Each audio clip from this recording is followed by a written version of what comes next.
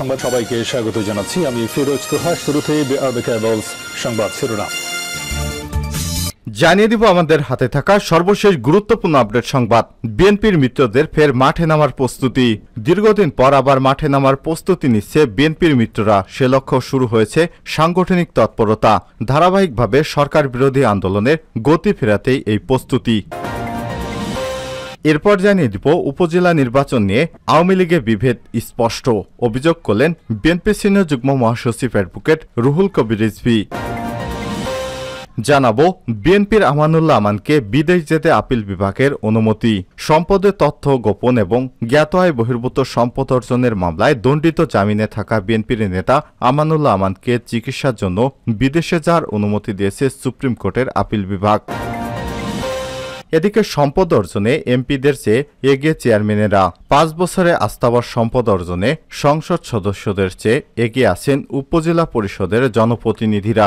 এ সময় সংসদ সদস্যদের সম্পদ বৃদ্ধির হার সর্বোচ্চ ৩,০৬৫%, যেখানে একজন চেয়ারম্যানের সম্পদ বৃদ্ধির হার ৪,২০০%-এরও বেশি।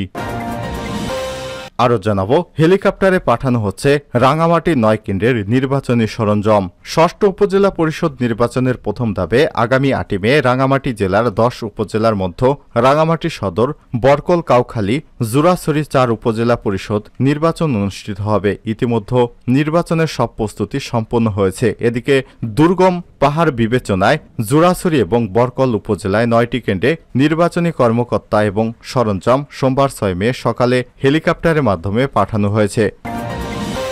এবং সর্বশেষ জানিয়ে দেব ফিলিস্তিনিদের উপর আগ্রাসনের প্রতিবাদে পদযাত্রা। ফিলিস্তিনিদের উপর ইসরায়েলি আগ্রাসনের প্রতিবাদ এবং স্বাধীন রাষ্ট্রের মর্যাদা প্রদানের দাবিতে ফরিদপুর জেলা ছাত্রলীগের উদ্যোগে পতাকা উত্তোলন এবং পদযাত্রা ও ছাত্র সমাবেশ অনুষ্ঠিত হয়েছে। ফরিদপুর কেন্দ্রীয় কর্মসূচির অংশ হিসেবে জেলা ছাত্রলীগের উদ্যোগে সোমবার ৬ মে দুপুরে এই কর্মসূচি পালন করা হয়। জেলা ছাত্রলীগের সভাপতি তামজিদুল রশিদ রিয়ানের সভাপতিত্বে শহরের বাইতুল আমান সরকারি রাজেন্দ্র কলেজের অনার্স শাখা ক্যাম্পাসে ফিলিস্তিনি জাতীয় পতাকা উত্তোলন, পদযাত্রা এবং ছাত্র সমাবেশ অনুষ্ঠিত হয়। প্রিয় দর্শক, এতক্ষণ শুনছিলেন সংবাদ শিরোনাম, এবারে বিস্তারিত। তবে তার আগে অনুরোধ থাকবে আপনি কোন স্থান থেকে আমাদের সংবাদটি দেখছেন কমেন্ট করে জানিয়ে দিন এই সংবাদ সম্পর্কে আপনার মূল্যবান মতামত। প্রিয় দর্শক, আপনি যদি আমাদের চ্যানেলে নতুন হয়ে থাকেন, ভিডিওটি দেখতে দেখতে চ্যানেলটি সাবস্ক্রাইব করে রাখুন, যাতে করে আমাদের লেটেস্ট আপডেট সংবাদগুলো সবার আগে আপনার কাছে পৌঁছে যায়। এবারে বিস্তারিত।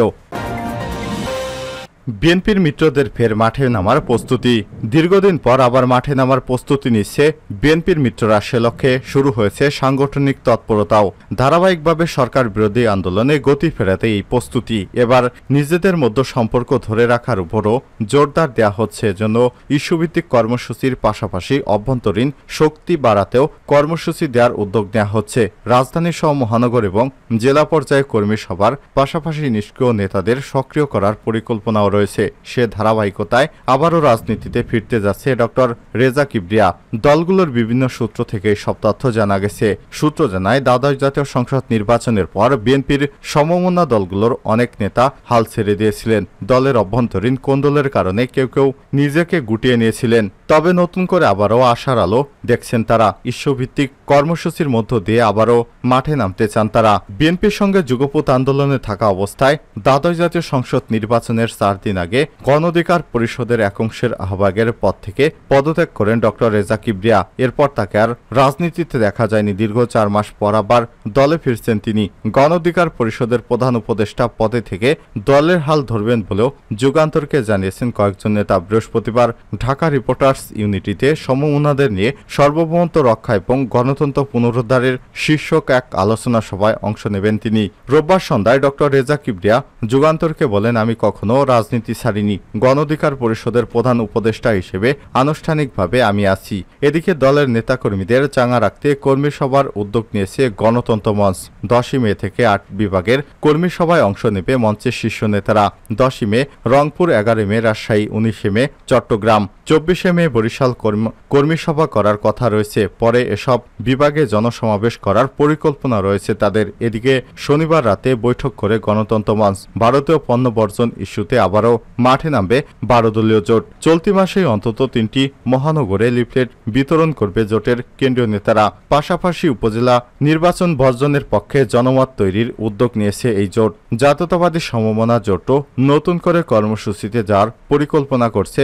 বর্তমান পরিস্থিতিতে কী ধরনের কর্মসূচিতে জনগণকে সম্পৃক্ত করা যায় তা কয়েক দফায় আলোচনা করেছে জোটের শীর্ষ নেতারা। এছাড়া জোরালোভাবে ইস্যুভিত্তিক কর্মসূচি পালনের পাশাপাশি বিশ্ববিদ্যালয়গুলোতে ছাত্রদের অধিকার নিয়ে কাজ করছে নুরুল হক নূরের নেতৃত্বাধীন গণ অধিকার পরিষদ। সরকার বিরোধী আন্দোলনকে ত্বরান্বিত করতে সভা, সেমিনার, মানববন্ধন, বিক্ষোভ কর্মসূচির উদ্যোগ নিয়েছে আমার বাংলাদেশ পার্টি, এবি পার্টি। এছাড়াও অন্য দলগুলো সাংগঠনিক কর্মকাণ্ড সাজাচ্ছে। উপজেলা নির্বাচন নিয়ে আওয়ামী লীগের বিভেদ স্পষ্ট, বলছেন রুহুল কবির রিজভী। উপজেলা নির্বাচন নিয়ে ক্ষমতাসীন আওয়ামী লীগের মধ্যে বিভেদ স্পষ্ট। জনসমর্থন হারিয়ে আওয়ামী লীগের নেতাকর্মীদের বিএনপির নেতৃত্ব নিয়ে মাথা ব্যথা হয়েছে বলে মন্তব্য করেছেন বিএনপির সিনিয়র যুগ্ম মহাসচিব অ্যাডভোকেট রুহুল কবির রিজভী। আর সোমবার 6 মে দুপুরে জাতীয় প্রেস ক্লাবের সামনে বিএনপি নেতাকর্মীদের মুক্তি এবং মামলা প্রত্যাহারের দাবিতে মানববন্ধনে তিনি সব কথা বলেন। রুহুল কবির রিজভী বলেন, আওয়ামী লীগের কেন্দ্র থেকে আত্মীয় স্বজন উপজেলা নির্বাচনে অংশ নিতে নিষেধ করলেও সবাই তা অমান্য করে দল বেঁধে নির্বাচন করছে। এ সময় আওয়ামী লীগকে এখন শূন্য মুড়ির টিন উল্লেখ করে তিনি বলেন, জনসমর্থন হারিয়ে আওয়ামী লীগের নেতাকর্মীদের বিএনপির নেতৃত্ব নিয়ে মাথা ব্যথা শুরু হয়েছে। রুহুল কবির রিজভী আরও বলেন, উন্নয়নের জোয়ারে ভেসে যাচ্ছে দেশ বলে মানুষের খাদ্যপণ্য থেকে শুরু করে গ্যাস, বিদ্যুৎ সহ মূল্যস্ফীতির দায়ে অসহায় হয়ে পড়েছে দেশবাসী। ব্যাংক খাত ধ্বংস করে দেশকে সরকার অর্থনৈতিক বিপর্যয়ের দিকে ঠেলে দিচ্ছে। দেশের অর্থনৈতিক, রাজনৈতিক এবং জনগণের নিরাপত্তা সহ সকল ক্ষেত্রে আওয়ামী লীগ সরকার ব্যর্থ বলে মন্তব্য করেছেন বিএনপির এই সিনিয়র নেতা। বিএনপির আমানুল্লাহকে বিদেশ যেতে আপিল বিভাগের অনুমতি। সম্পদের তথ্য গোপন এবং জ্ঞাত আয় বহির্ভূত সম্পদ অর্জনের মামলায় দণ্ডিত জামিনে থাকা বিএনপি নেতা আমানুল্লাহ আমানকে চিকিৎসার জন্য বিদেশে যাওয়ার অনুমতি দিয়েছে সুপ্রিম কোর্টের আপিল বিভাগ। সোমবার 6 মে চিকিৎসার জন্য বিদেশে যাওয়ার অনুমতি চেয়ে আমানুল্লাহ আমানের করা আবেদনের শুনানি শেষে প্রধান বিচারপতি ওবায়দুল হাসানের নেতৃত্বাধীন 4 সদস্যের আপিল বিভাগ এ আদেশ দেয়। আদালত বলছে, আগামী 9 জুনের মধ্যে আমানুল্লাহকে দেশে ফিরতে হবে। এ বিষয়ে আদালত কমপ্লেন্স প্রতিবেদন দিতে হবে। মামলাটিতে 13 বছর কারাদণ্ড দিয়ে বিচারিক আদালতের দেয়া রায়ের বিরুদ্ধে আমানুল্লাহর আপিলের উপর পুনঃশুনানি নিয়ে গত বছর 30 মে হাইকোর্টে রায় দেন।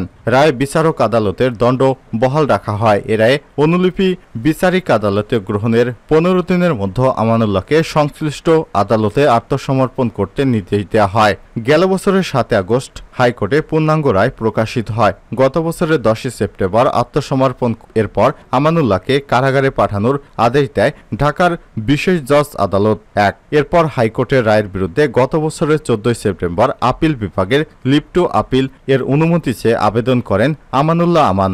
সঙ্গে জামিন আবেদনও ছিল।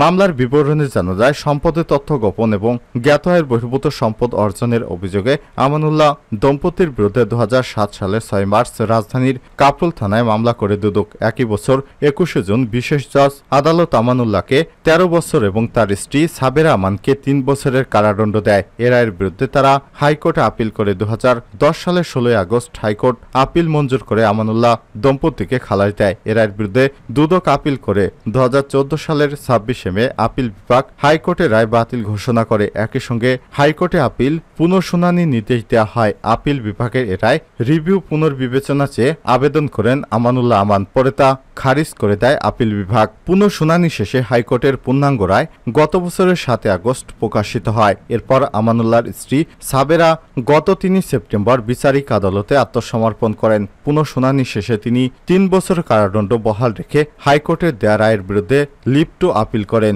জামিন চান। শুনানি নিয়ে গত বছরের 4 সেপ্টেম্বর চেম্বার আদালত থেকে জামিন পান তিনি।